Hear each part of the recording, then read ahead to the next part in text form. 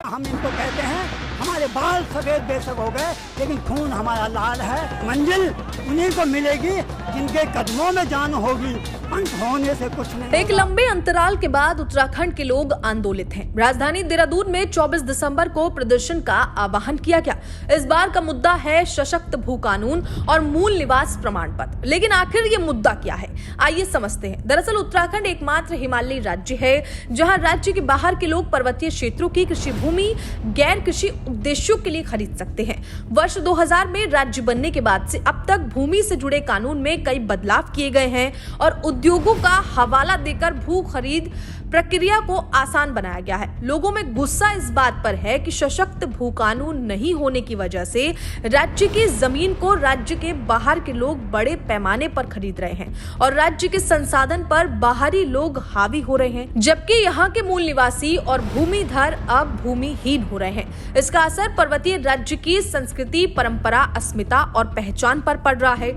देश के कई राज्यों में कृषि भूमि की खरीद से जुड़े सख्त नियम है। पड़ोसी राज्य हिमाचल प्रदेश में भी कृषि भूमि के गैर कृषि उद्देश्यों के लिए खरीद बिक्री पर रोक है। राज्य के कुल क्षेत्रफल 56.72 लाख हेक्टेयर का अधिकांश क्षेत्र वन कुल भौगोलिक क्षेत्र का 63.41% और बंजर भूमि के तहत आता है, जबकि कृषि योग्य भूमि बेहद सीमित 7.41 लाख हेक्टेयर लगभग 14% है।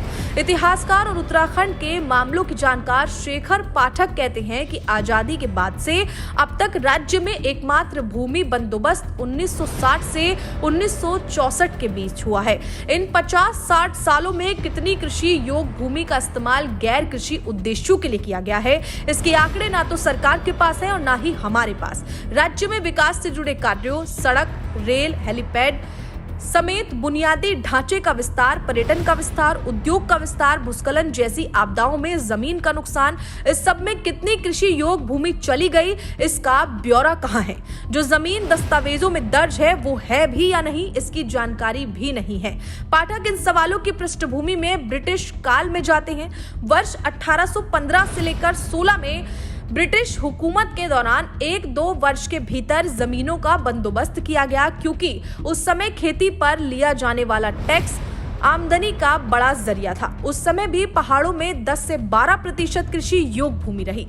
वर्ष 1840 से 46, 1870 में जमीन का बंदोबस्त, लैंड सेटलमेंट हुआ। इस दौरान खेती का विस्तार हुआ, प्रति व्यक्ति जमीन के साथ साथ आबादी भी बढ़ी। ब्रिटिश काल में वर्ष 1924 के बंदोबस्त के बाद स्वतंत्रता आंदोलन तेज होने के साथ ही कोई उल्लेखनीय बंदोबस्त नहीं हुए। राज्य में बाहरी लोगों द्वारा भूमि खरीद समिति करने के लिए वर्ष 2003 में तत्कालीन एनडी तिवारी सरकार ने उत्तर प्रदेश के कानून में संशोधन किया और राज्य का अपना भूमि कानून अस्तित्व में आया। इस संशोधन में बाहरी लोगों को कृषि भूमि की खरीद 500 वर्ग मीटर तक सीमित की गई। वर्ष 2008 में तत्कालीन मुख्यमंत्री बीसी खंडूरी ने संशोधन कर भूमि खरीद की सीमा घटाकर 250 वर्ग मीटर की। बड़ा बदलाव 2018 में भाजपा के त्रिवेंद्र सिंह रावत के मुख्यमंत्री रहते हुए लिया गया, जब उद्योग स्थापित करने के उद्देश्य से पहाड़ में जमीन खरीदने की अधिकतम सीमा और किसान होने की बाध्यता खत्म की गई। साथ ही कृषि भूमि का भू उपयोग बदलना आसान कर दिया। पहले पर्वतीय फिर मैदानी क्षेत्र भी इसमें शामिल किए गए। उत्तराखंड में 1950 के मूल निवास की समय सीमा को लागू करने की मांग की जा रही है। नैनीताल हाईकोर्ट में वकील चंद्रशेखर करगेती बताते हैं कि देश में मूल निवास यानी अधिवास को लेकर साल 1950 में प्रेसिडेंशियल नोटिफिकेशन जारी हुआ था। इसके मुताबिक देश का संविधान लागू होने के साथ वर्ष 1950 में जो व्यक्ति जिस राज्य का निवासी था वो उसी राज्य का मूल निवासी होगा। वर्ष 1961 में तत्कालीन राष्ट्रपति ने दोबारा नोटिफिकेशन के जरिए स्पष्ट किया था। इसी आधार पर उनके लिए आरक्षण और अन्य योजनाएं चलाई गई। पहाड़ के लोगों ने हक और हितों की रक्षा के लिए अलग राज्य की मांग की। उत्तराखंड बनने के बाद तत्कालीन मुख्यमंत्री नित्यानंद स्वामी की अगुवाई में बनी भाजपा सरकार ने राज्य में मूल निवास और स्थायी निवास को एक मानते हुए इसकी कट ऑफ डेट वर्ष 1885 तय कर दी गई। जबकि पूरे देश में ये वर्ष 1950 है। इसके बाद से ही राज्य में स्थायी निवास की व्यवस्था कार्य करने लगी, लेकिन मूल निवास व्यवस्था लागू करने की मांग हमेशा से बनी रही।